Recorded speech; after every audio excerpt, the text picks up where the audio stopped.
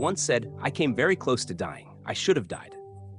Before the world embraced him as a knighted music legend, Elton John was spiraling through a self-inflicted war zone of cocaine binges, alcohol-fueled blackouts, and nights spent alone in opulent mansions praying not to wake up. The Rocket Man wasn't flying. He was crashing, fast, loud, and in private. Few knew how deep the darkness went. While sold-out stadiums roared his name and his flamboyant costumes dazzled cameras, behind closed doors, Elton John's life was quietly disintegrating. He didn't just struggle with addiction, he embraced it. It became a mask he wore off stage, a way to silence the insecurities he'd carried since childhood. Abandonment, shame, the unbearable weight of fame, and the need to be loved by anyone at any cost. There was a moment, a chilling one, when he stood at the edge of a hotel balcony, drugged, drunk, and hollow. No crowd, no music, just silence. That moment, and others like it, never made the headlines. But they should have. Because behind the platinum records and Grammy Awards was a man screaming for help in sequins and sunglasses. This is not the story of Elton John, the icon. This is the story of Reginald Dwight, the lonely boy who built a glittering world around himself, only to set it on fire. The question isn't how Elton John became a superstar. The real question is, how did he survive long enough to become a legend? Elton John wasn't born under a spotlight. He was born Reginald Kenneth Dwight on March 25, 1947, in the working-class suburb of Pinner, Middlesex, England.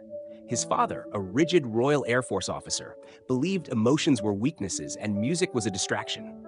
His mother, temperamental and often emotionally volatile, clung tightly to her son, yet failed to offer the unconditional love he craved. The household was cold, tense, and utterly devoid of affection. Reggie, as they called him, learned early that performance, be it music or personality, was his only ticket to being noticed. By the age of 4, he could play songs by ear on the piano. By 11, he had won a scholarship to the Royal Academy of Music. But even surrounded by talent and refinement, he felt invisible. The classical world praised his fingers, but never understood his soul. What he really wanted was something louder, something dangerous, something alive. The moment he heard Elvis Presley, the polite British prodigy began to mutate into something else, a showman. The 1960s exploded with rebellion and color, and so did Elton. Teaming up with lyricist Bernie Taupin, a soft-spoken poet he'd never met in person until weeks into their collaboration, Elton found the missing half of his artistic identity. Bernie wrote about heartbreak, isolation, longing, and pain. Elton sang it like he was bleeding it out. Together, they created a sound that was both intimate and spectacular, a flamboyant piano-driven storm drenched in glam rock, soul, blues, and camp theatricality. By the early 1970s, Elton John was no longer a name. He was an era. But fame came like a tidal wave. Between 1970 and 1976, he released 7 consecutive #1 albums in the US, including Goodbye Yellow Brick Road, Captain Fantastic and the Brown Dirt Cowboy, and Honky Chateau. His concerts were sensory explosions, feather bows, star-shaped glasses, 10-foot platforms, outrageous wigs, and yet, behind the rhinestones, a man still aching with self-doubt. And that's where the cracks began. Beneath the fireworks of his fame, Elton's internal world began to buckle. The adulation was overwhelming, but so was the isolation. Despite being a global superstar, he was closeted, confused, and emotionally starved. He'd later confess, "I was so ashamed of being gay. I thought I had to pretend I was someone else entirely." The persona of Elton John became armor and prison. The more he smiled on stage, the more broken he became off it. Drugs were introduced not as recreation, but as anesthesia. Cocaine gave him energy when the schedule was murderous. Alcohol numbed the anxiety when he couldn't face himself in the mirror. Sex was transactional, love was elusive, and control was everything. Slowly but surely, the man who had once needed music to survive began to need something much darker to feel alive. The music industry, of course, didn't stop to ask questions. As long as the albums sold and the tickets disappeared in minutes, no one cared what was happening behind the backstage curtain. Elton was becoming less of a person and more of a brand. Elton the spectacle, Elton the millionaire, Elton the wild child of rock and roll. He was spiraling, and no one had the courage or perhaps the access to intervene. His physical appearance began to change. The weight fluctuated.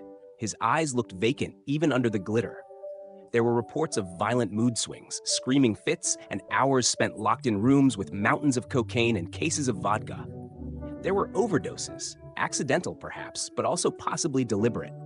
One such incident occurred in Los Angeles, where he mixed Valium, alcohol, and coke, then threw himself into a pool, fully clothed, declaring, "I want attention." But it wasn't just a cry for attention. It was a symptom of something deeper.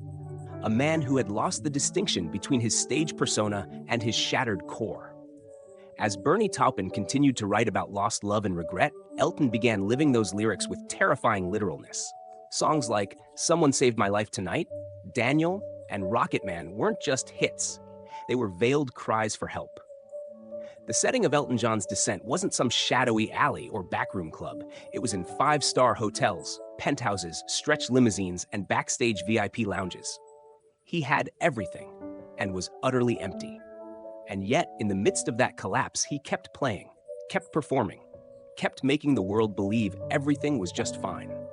That was perhaps the greatest performance of all. At first, it all felt like magic.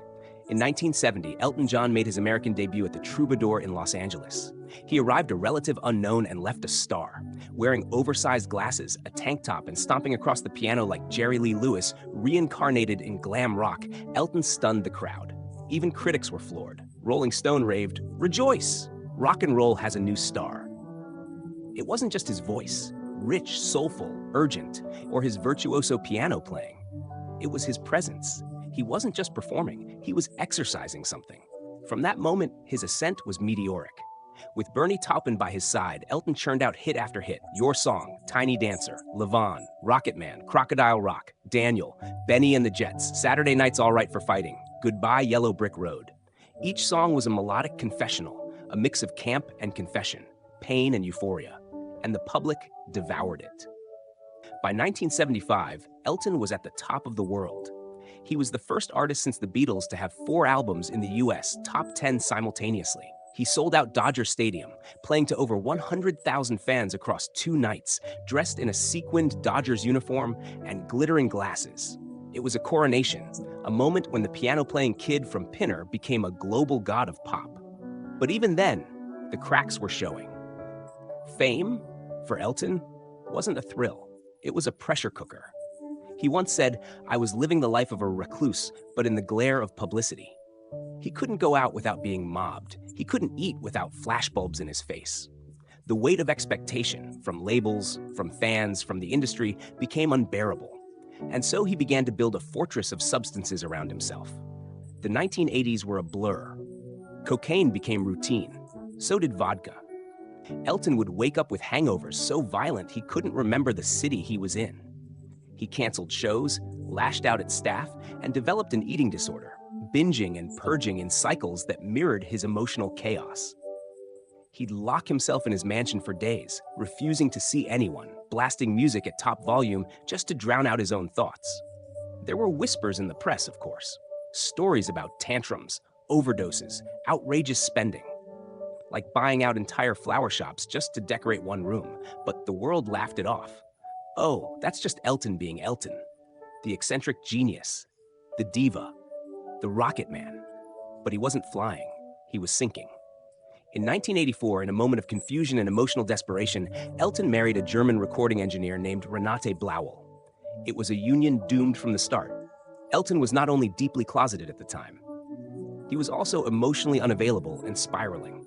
The marriage lasted 4 years, ending quietly, but leaving Elton more isolated than ever. In later interviews, he admitted he was trying to conform to something I couldn't be. It was a decision born not of love, but of fear. Fear of being alone, fear of being exposed. As the years dragged on, the addiction worsened. Elton developed a reputation for being volatile and unpredictable. He'd fire assistants mid-flight, scream at journalists, disappear for weeks. The Elton John the public saw, colorful, charismatic, composed, was a carefully choreographed illusion. The real man was unraveling. One particularly harrowing incident occurred in 1987. Elton had surgery to remove vocal cord nodules, a critical procedure for any singer. Afterward, he was warned to rest his voice. Instead, he spiraled into a binge so intense that he locked himself in his home for weeks, taking cocaine every 20 minutes, drinking around the clock, barely sleeping. He later recalled, "I was a broken human being. I was ready to die." And then, an unexpected turning point. In 1990, at a party in Chicago, a young man named Ryan White died of AIDS. He was a teenage hemophiliac who had contracted HIV through a blood transfusion and became a symbol of the fight against stigma and ignorance. Elton had befriended Ryan and his family in his final years, providing support and quietly paying for medical expenses. Ryan's death shook Elton to his core. For once, the mask slipped. The death of this boy, full of dignity, courage, and grace, made Elton see the wreckage of his own life. He attended Ryan's funeral. He wept. And when he returned home, he checked into rehab. It was the first real battle he chose to fight for himself. The journey ahead would be long, painful, and far from perfect. But in that moment, a new chapter began. Not for Elton John, the icon, but for Reginald Dwight, the man who finally admitted he needed help. And for the first time in years, he wasn't trying to escape. He was trying to survive. When Elton John entered rehab in July 1990, he was 43 years old, bloated, broken, and spiritually bankrupt. He checked into Chicago's Parkside Lutheran Hospital not as a celebrity, but as a man whose fame had nearly killed him. Behind the doors of that nondescript building, Elton, the spectacle, the legend, the Rocket Man, began to unravel the lies he'd built around himself for over 2 decades. He stayed for 6 weeks. 6 weeks of silence, withdrawal, guilt, and confronting ghosts. No wigs, no sunglasses, no stage. He admitted to being an alcoholic, a drug addict, a sex addict, and someone who hadn't cried in years. When asked how long he'd been using cocaine, he simply answered, "Every day, since 1974. One of the counselors later recalled Elton sitting in group therapy, utterly shattered, confessing, "I've never truly liked myself, and I've been trying to disappear for years." The world didn't know this side of him. To the public, Elton had just released another album, another tour, another smile for the press. But inside, he was learning how to feel again, how to live without chemicals, without applause, without pretending. One day, during a group session, he broke down crying, not because of the drugs or the alcohol, but because he realized how many people he had pushed away. He had alienated friends, betrayed lovers, abused staff. He once threw a hot bowl of soup at an assistant for not arranging his hair gel properly. He'd fired people on birthdays, thrown tantrums over room temperature, and ghosted Bernie Taupin, his musical soulmate, for years. And then there was the guilt of surviving while so many others didn't. In the late 80s and early 90s, AIDS ravaged the gay community. Elton saw friends disappear one by one. Talented singers, producers, dancers, gone in months. And still, he remained. Still inhaling coke, still drinking vodka from the bottle, still sleeping with strangers he couldn't name. At rehab, the question haunted him. Why am I still alive? He wrote letters, apologized to ex-lovers. He called Bernie and begged for forgiveness. He confronted childhood traumas, the absence of his father, the verbal abuse from his mother, the years of pretending he wasn't gay, of hiding his truth behind feathers and fireworks. He started to rebuild himself from the wreckage. The media at the time remained largely unaware of just how close Elton had come to dying. The tabloids ran occasional blurbs about exhaustion or creative breaks, but the full scope of his collapse was hidden. That wasn't an accident. Elton, ever the showman, had carefully protected the illusion. But eventually, fragments of the truth began to leak. In interviews after rehab, he opened up, cautiously at first, then with brutal honesty. He admitted to spending over $1 million a year on cocaine, to using drugs alone for days until his nose bled, to contemplating suicide more than once, to having no real friends. "I was a monster," he said in a 1996 interview. A charming, talented monster, but a monster just the same. Behind the scenes, his transformation was even more staggering. He began attending Alcoholics Anonymous meetings regularly. He made amends, not just with others, but with himself. He stopped sleeping with strangers and started learning what intimacy meant. In 1993, he met David Furnish, a Canadian filmmaker. For the first time in his life, Elton experienced a relationship built on vulnerability, not performance. David saw Reginald Dwight, not just Elton John, and stayed anyway. The turning point came not just in recovery, but in purpose. Haunted by the death of Ryan White and the countless others lost to AIDS, Elton founded the Elton John AIDS Foundation in 1992. Since then, it has raised over $500 million. More than a charity, it became his redemption, a way to give meaning to the years he had nearly wasted. "I realized I couldn't save the people I lost," he said, "but I could save others." The public reaction was transformative. Once perceived as an outlandish diva, Elton began to be seen as a survivor, a fighter, a human being. Fans who once idolized the performer now respected the man. His vulnerability became his new armor. He was still flamboyant, still larger than life, but there was a new clarity in his eyes, a quietness beneath the glitter. And the music deepened.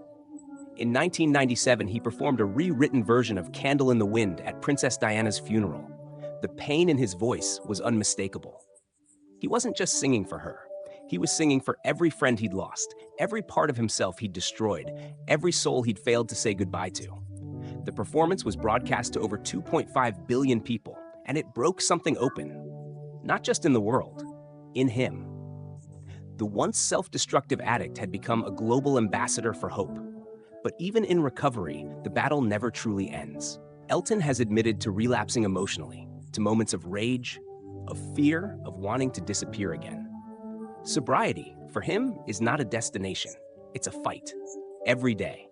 And though he now lives a stable life with David and their 2 sons, the past never fully vanishes. It lingers in hotel rooms he no longer visits, in the faces of young artists now falling into the same traps, in the lyrics of songs that still make him cry when no one's watching. The Rocket Man is still flying. But now he flies with scars, and he shows them proudly. Because the truth isn't just that Elton John survived, it's that he lived long enough to tell the world what nearly killed him. It's easy to look at Elton John today, the polished interviews, the tender moments with his children, the triumphant farewell tours, and forget what it took for him to get here. But behind every piano chord and every radiant smile lies a man who crawled through his own private hell, often with no promise of ever emerging. This channel does not romanticize addiction, nor does it excuse cruelty for the sake of genius. Elton John, at the height of his fame, was not just struggling, he was inflicting damage. On himself, on those around him. There were moments when the star became unbearable, when his eccentricity veered into arrogance, when the tantrums weren't just tabloid fodder, but deeply hurtful to real people. That is part of the truth, and it shouldn't be erased. And yet, what sets Elton apart is what he did next. He didn't just get sober, he stayed sober for decades. He didn't just donate to causes, he built one of the most effective AIDS foundations in the world. He didn't just apologize to Bernie Taupin, he invited him back again and again until they created new masterpieces. He didn't hide his scars, he let the world see them, and in doing so, gave permission for others to confront their own. There's a kind of courage that rarely gets celebrated in entertainment. The courage to endure, to evolve, to outlive your worst decisions. Elton John possesses that courage. He is not a flawless icon, but a deeply flawed man who did the work and continues to do it.